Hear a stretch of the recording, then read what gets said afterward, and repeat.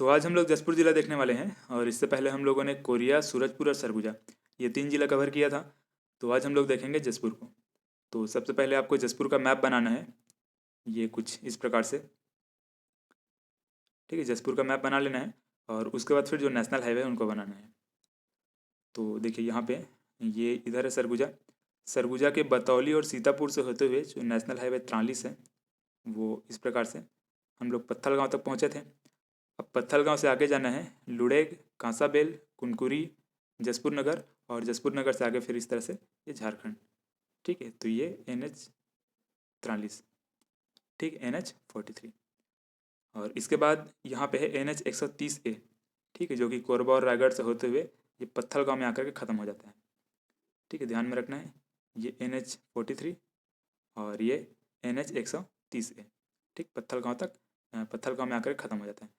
अब जब हम लोग कोरबा और रायगढ़ को देखेंगे तो जो नेशनल हाईवे 130 है इसको और देखेंगे। ठीक है, अभी सिर्फ आपको इतना ध्यान रखना है कि पत्थल गाँव में आकर के ख़त्म होता है।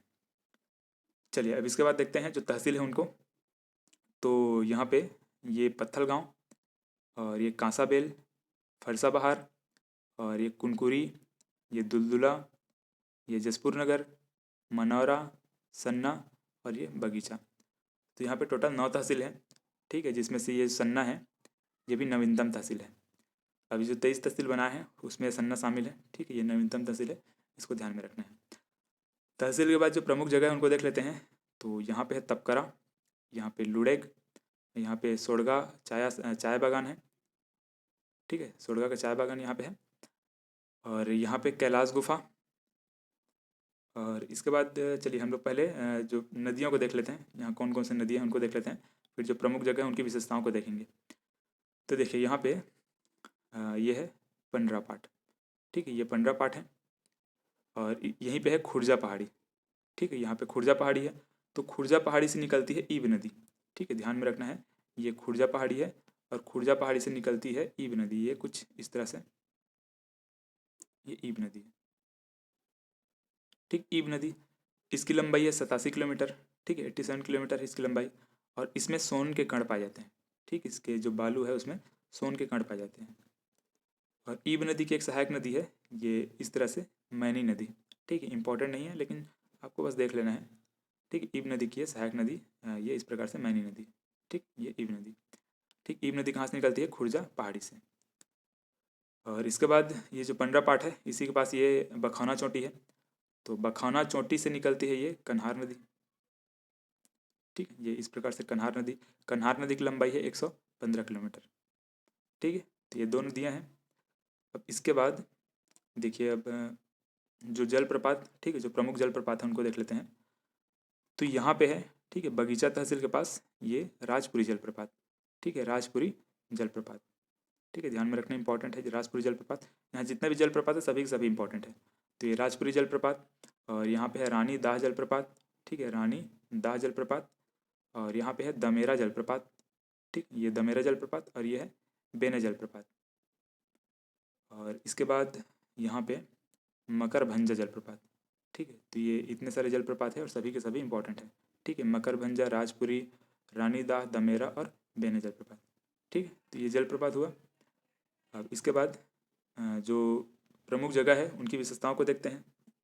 तो देखिए यहाँ पे है तपकरा। तपकरा को छत्तीसगढ़ का नागलोक बोलते हैं। ठीक है, क्योंकि यहाँ पे अनेक प्रकार के सांप पाए जाते हैं इसलिए इसको छत्तीसगढ़ का नागलोक बोलते हैं। ठीक है, ध्यान में रखना, तपकरा इंपॉर्टेंट है। लुड़ेग, इसको टमाटर की राजधानी बोलते हैं। ठीक है, क्योंकि सबसे ज़्यादा टमाटर यहीं मतलब उगाया जाता है, तो इसको इसलिए आप टमाटर की राजधानी बोलते हैं। इसके बाद ये है बगीचा। ठीक है, बगीचा बागवानी फसलों के लिए मतलब प्रसिद्ध है। यहाँ बागवानी फसल उगाए जाते हैं जैसे कि नाशपाती। ठीक है, नाशपाती, लीची, तो ये सब बागानी फसल यहाँ पे उगाए जाते हैं। यहाँ पे कैलाश गुफा। ठीक है, बगीचा तहसील में है कैलाश गुफा, इस वाले क्षेत्र में कुछ। तो कैलाश गुफा में है रामेश्वर बाबा का आश्रम और रामेश्वर बाबा को ही गहिरा गुरु के नाम से जाना जाता है। ठीक है, और गहिरा गुरु के बारे में अधिकतर लोगों को पता होगा। जो गहिरा गुरु थे वो कंवर जनजाति के थे। ठीक है, ये इंपॉर्टेंट है, गहिरा गुरु किस जनजाति के थे, बार बार क्वेश्चन आता है। तो कंवर जनजाति के थे और जो रामेश्वर बाबा है उन्हीं को गहिरा गुरु बोला जाता है। ठीक है, जो कैलाश गुफा है वही है और यहीं पे गंगा झरना है। ठीक, कैलाश गुफा के पास क्या है? गंगा झरना। चलिए अब इसके बाद देखिए यहाँ पे पत्थल गाँव, ठीक है, जो पत्थल गाँव है यहाँ पे नंदन झाड़ियाँ, ठीक है, इंपॉर्टेंट ये भी है, हाँ ध्यान में रखिएगा, नंदन झाड़ियाँ यहाँ पे पत्थल गाँव में। इसके बाद हमने पंडरा पाठ देखा है, ठीक है, पंडरा पाठ पहले देख चुका है हमने। और इसके बाद ये कुनकुरी, ठीक है, कुनकुरी में है एशिया का दूसरा सबसे बड़ा कैथोलिक चर्च, ध्यान में रखना है, इंपॉर्टेंट है ये। दूसरा का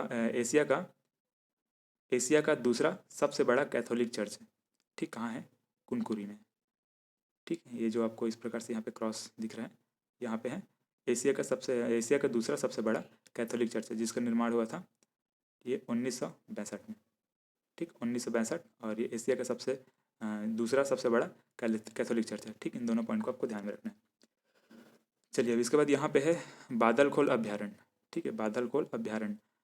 इसका गठन किया गया था 1975 में, और क्षेत्रफल की बात करें तो ये 105 स्क्वायर किलोमीटर है, ठीक है, 105 स्क्वायर किलोमीटर, और ये छत्तीसगढ़ का सबसे छोटा अभ्यारण्य है, ठीक है। सबसे बड़ा हमने तमोर पिंगला देखा था, और ये सबसे छोटा है बादलखोल अभ्यारण्य, ठीक है। तो ध्यान रखिएगा, इसको इंपॉर्टेंट है, बादलखोल अभ्यारण्य सबसे छोटा अभ्यारण्य, 105 किलोमीटर स्क्वायर इसका जो क्षेत्रफल है वो है, ठीक है। यहाँ पे सोड़गा चाय आश्रम है, ठीक, यहाँ पे अनेक मतलब यहाँ पे चाय के बागान है, ठीक, इस वाले क्षेत्र में चाय के बागान है। तो जसपुर इसके लिए भी फेमस है कि चाय के बागान सबसे ज़्यादा कहाँ है? जसपुर में, ठीक है, छत्तीसगढ़ में। अब देखिए यहाँ पे किनकेल घाटी है, ठीक है, यहाँ पे किनकेल घाटी है, यहाँ पे लोरो घाटी है, ठीक है, दोनों को ध्यान रखिएगा, किनकेल घाटी और लोरो घाटी। अच्छा, यहाँ पे हम लोग एक नदी को भूल गए हैं, ठीक है, यहाँ पे देखिए शंख नदी है, ठीक, इसको भूल गए थे, ये शंख नदी है, और जो शंख नदी है वो ब्राह्मणी नदी की सहायक नदी है, ठीक है। दो नदी हमने देखा था, ये ईब नदी और ये कन्हार नदी। इसके अलावा यहाँ पे शंख नदी भी है, जो कि ब्राह्मणी जो रिवर सिस्टम है उसका पार्ट है, ठीक है। थोड़ा सा यहाँ पे ये जो है शंख नदी, ठीक है, जसपुर के पास, ठीक है, जसपुर के इस वाले क्षेत्र में। तो ये सिर्फ है, आपको शंख नदी को याद रखना है, ठीक है, ब्राह्मणी जो रिवर सिस्टम है उसका पार्ट है, ठीक है। तो ये इस प्रकार से जसपुर जिला, और इसमें हमने लगभग सभी को देख लिया, ठीक है। तो देखिए इसमें हम खनिज नहीं देखे अभी तक के, तो जो खनिज है उनको देख लेते हैं। सोना, ठीक है, यहाँ सोना पाया जाता है बरजोर और तपकरा में, ठीक है, ये इस वाले क्षेत्र में है, देखिए ये तपकरा, और इसी वाले क्षेत्र में इधर है बरजोर, ठीक है। तो बरजोर और तपकरा में क्या पाया जाता है? सोना, और बॉक्साइट पाए जाते हैं पंडरा पाठ और दातुन पानी में, ठीक है, पंडरा पाठ और दातुन पानी में क्या पाया जाता है? बॉक्साइट, ठीक है। तो ये दो प्रमुख खनिज हैं जो कि यहाँ पाए जाते हैं जसपुर में, ठीक है। तो ये इस प्रकार से था जसपुर जिला, हमने लगभग सभी को देख लिया। अगर इसमें कुछ अगर मिसिंग है, मतलब कुछ और इसमें इन्फॉर्मेशन में डाल सकता हूँ तो आप उसको कमेंट करिएगा, मैं उसको पिन कर दूँगा। तो आज के लिए इतना ही, मुझे उम्मीद है वीडियो पसंद आया होगा, तो मिलते हैं फिर नए वीडियो में।